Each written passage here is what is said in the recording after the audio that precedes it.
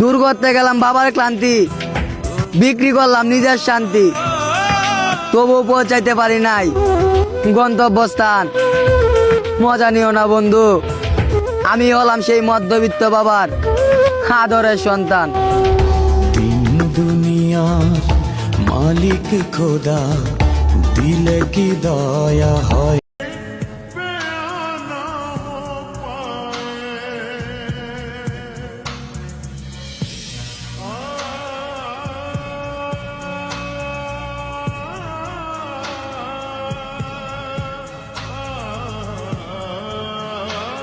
ছেলেরা সব কষ্ট সহ্য করে নিতে পারে, কারণ তার উপরে তার পরিবারের দায়িত্ব থাকে।